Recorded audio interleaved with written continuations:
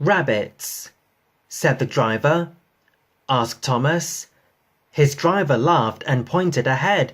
Beside the line near the airfield station was a post with a white disc on top. The disc had a red circle round it and a black number 10 painted on it. The driver explained. Protested Thomas. Said his fireman. Percy didn't.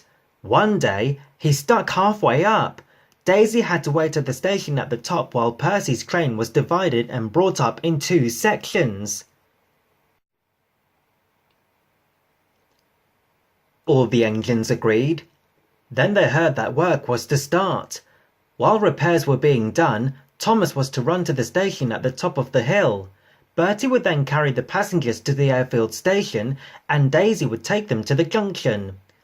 The day before the line closed, Thomas was taking Annie and Clarabel down the hill when he felt the rails quiver under his wheels.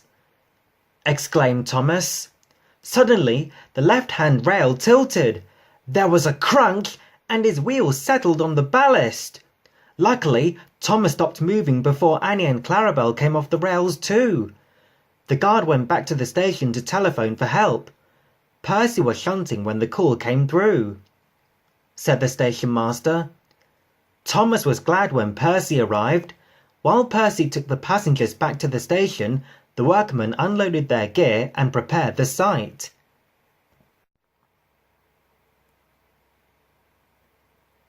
They said. They added. Asked Thomas. The foreman shrugged. He said. Slowly, with a jack at each corner of his frame, they lifted Thomas until they could slide lengths of rail laid on their side under his wheels. Then, very gently, he was lowered onto the rails.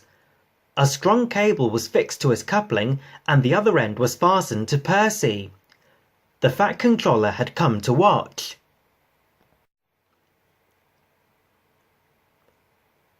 He called to Percy.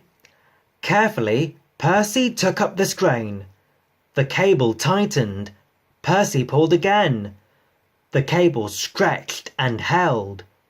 Very slowly, Thomas moved backwards, his wheels running in the grooves in the sides of the rails. Then with a jolt, first one pair of wheels, then another, and at last the third came safely back onto the firm part of the railway. The men unhitched a cable, and Percy was coupled properly to Thomas, said Thomas gratefully, and Percy pulled him home.